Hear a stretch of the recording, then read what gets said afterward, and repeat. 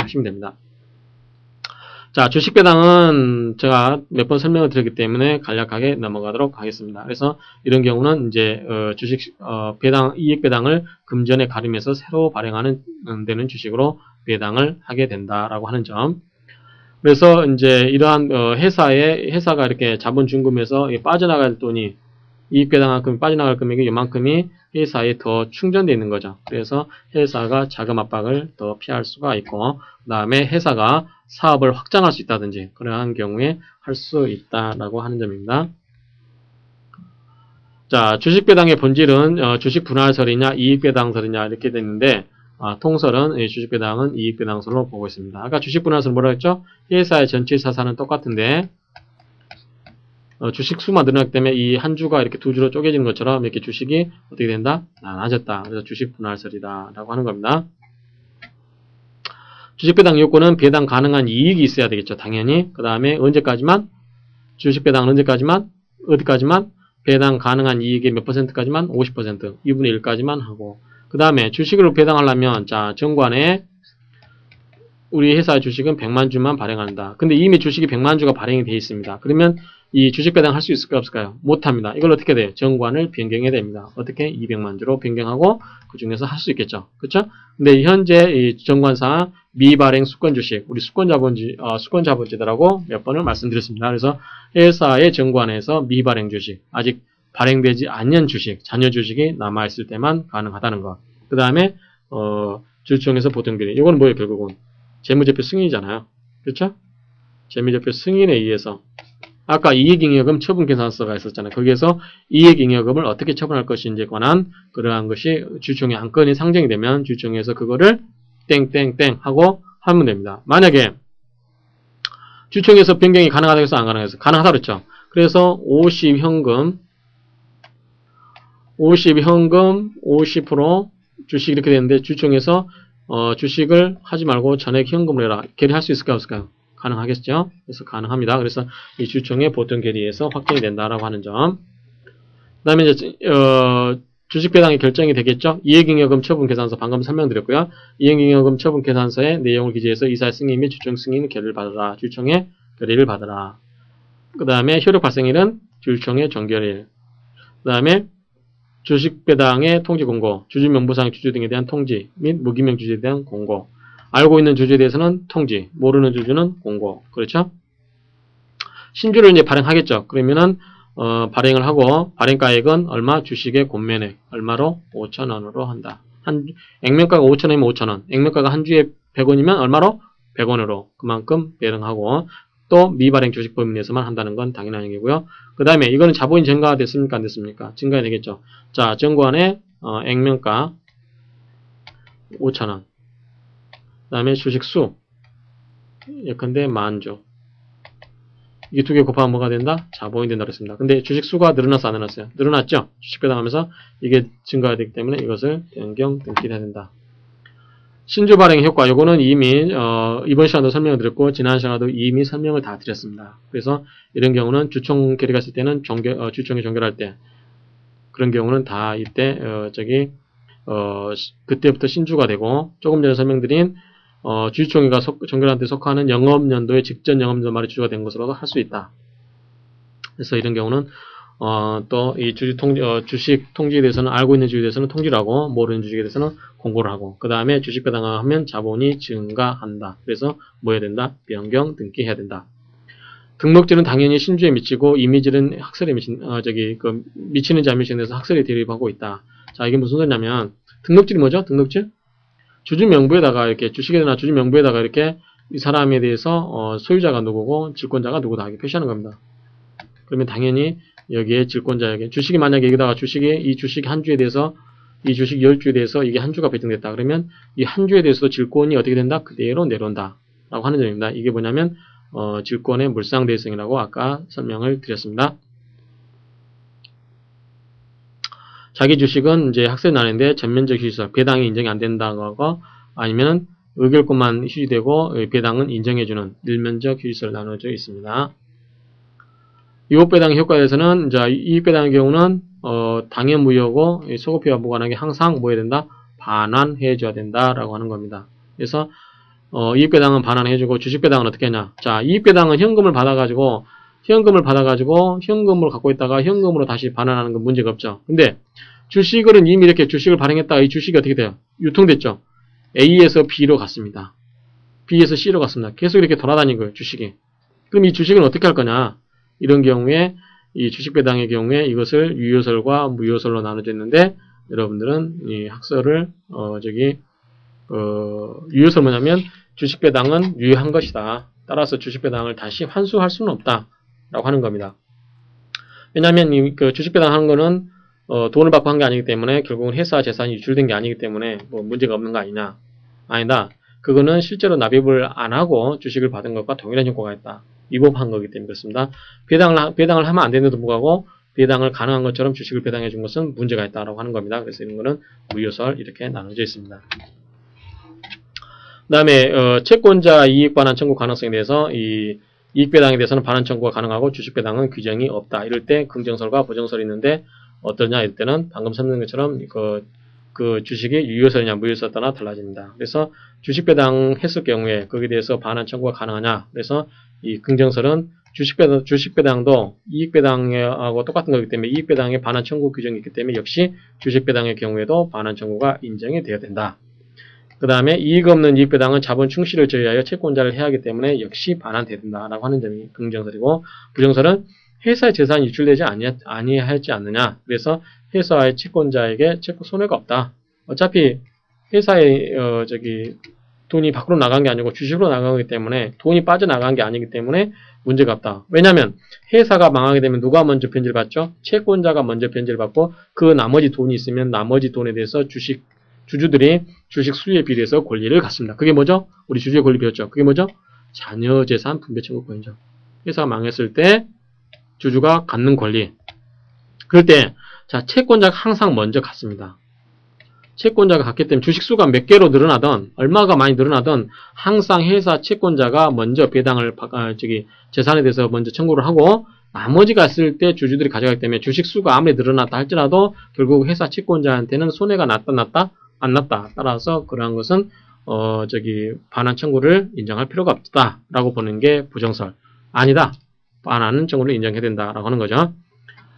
그 다음에 이제 이사 및 회사의 책임은 여러분들 귀가 멋이나도록 들었습니다. 그래서 이사의 책임은 당연히 인정이 되고, 그 다음에 위법배당 한 경우도 아까 5년 이하의 징역, 1,500만 이하의 벌금 딱 나왔었죠.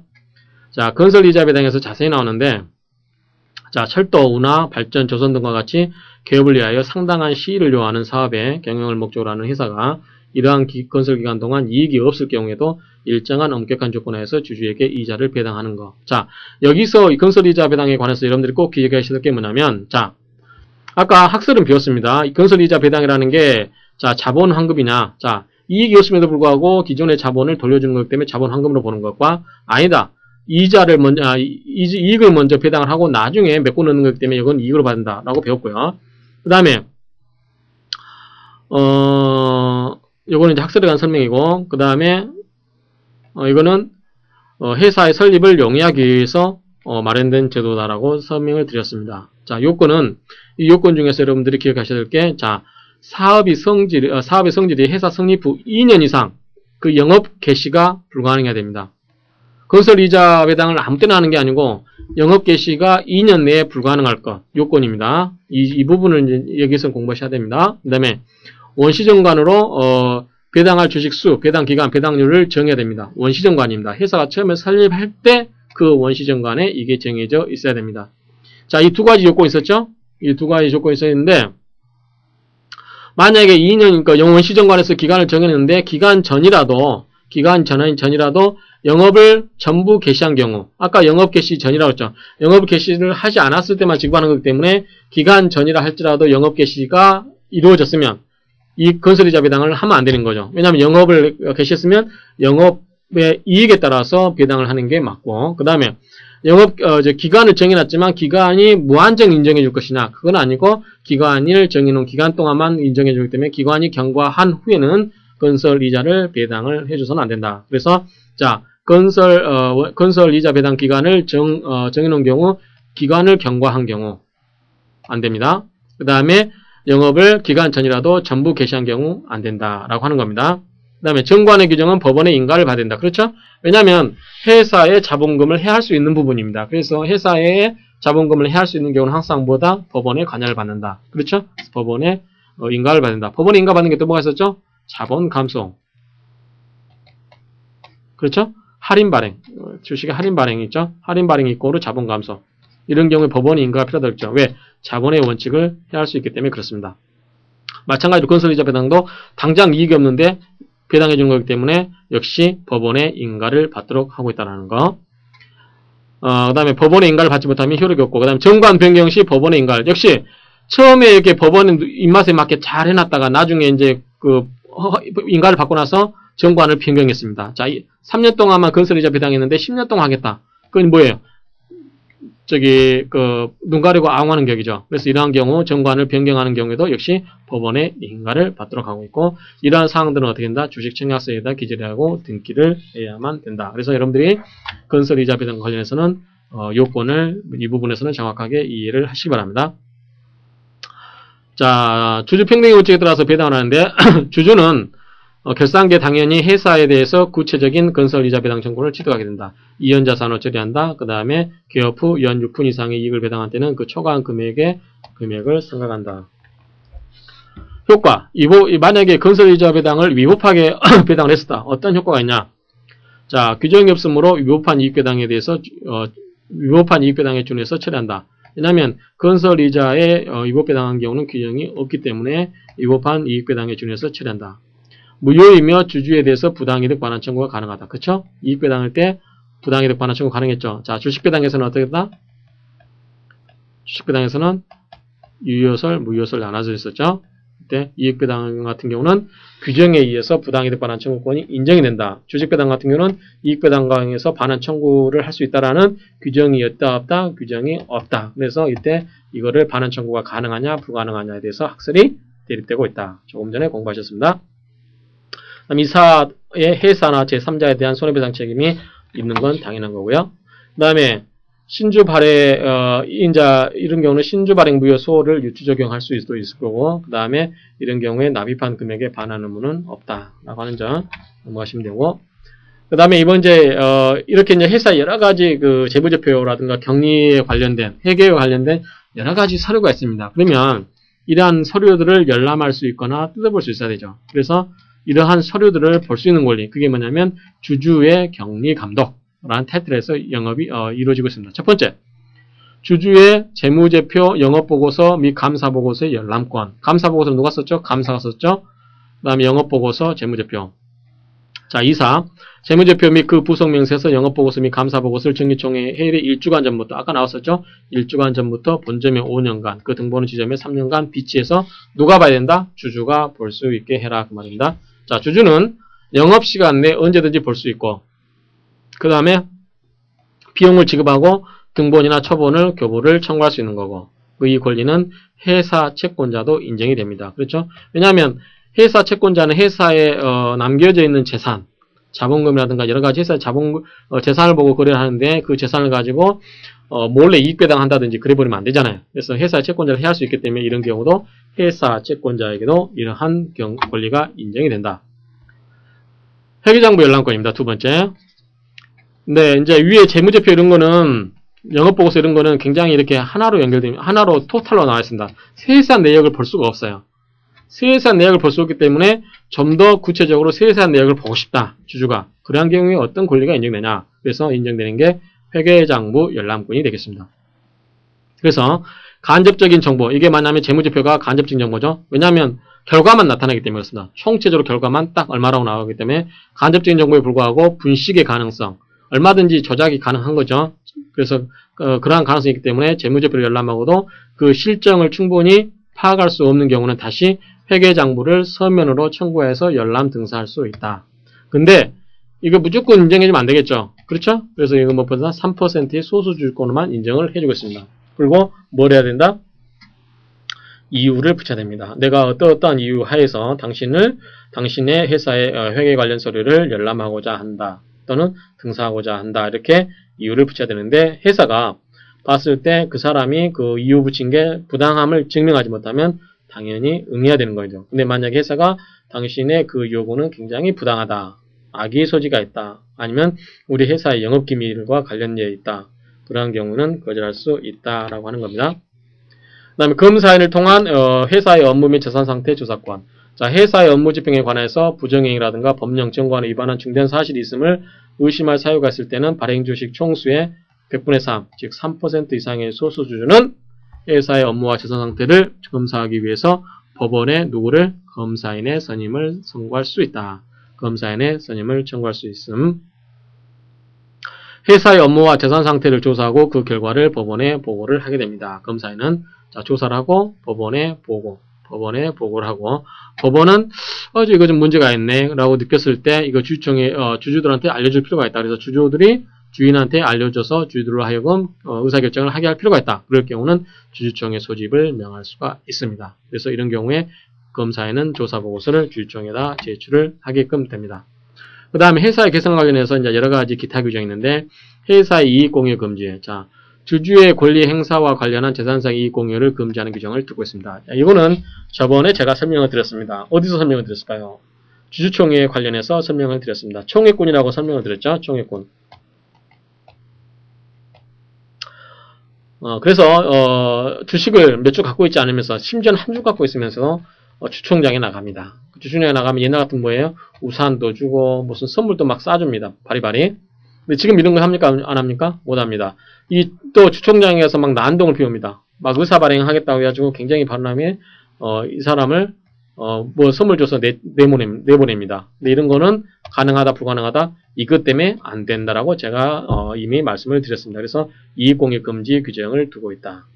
그 다음에 회사 사용인의 우선 변제권. 자, 고용관계. 여러분들 아마 이건 노동법 시간에 공부하신 분들 있겠지만, 자, 월급에 대한 채권이죠. 월급이나 상업이나 이런 경우는 임금 채권이죠. 임금 채권.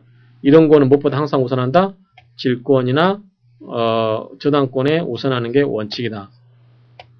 그렇죠? 원래는 우선하는데, 이게 이제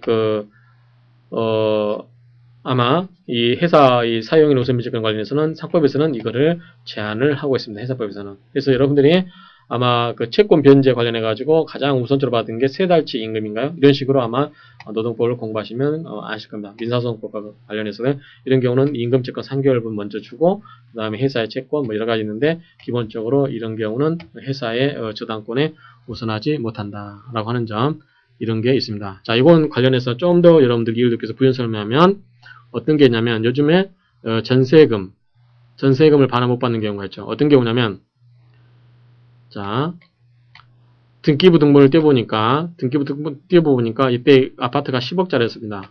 은행으로부터 6억이 돼 있어요. 은행으로부터 6억이 됐습니다. 4월 1일자에. 근데 이제 이 사람이 전세를 살려고 오니까 이제 전세금이 2억입니다. 그래서 전세를 하고 확정일자를 받죠. 전입신고하고 확정일자를 받습니다. 언제? 5월 1일 날. 근데 아파트 값이 세계 금융위기처럼 그런 사태가 많아가지고 팔리지도 않고, 그래서 이제 이 이자 부담, 이자가 늘어나고 그렇기 때문에 이걸 감당을 못합니다. 그럼 이 사람은 어떻게 하죠? 이것을 경매를 합니다.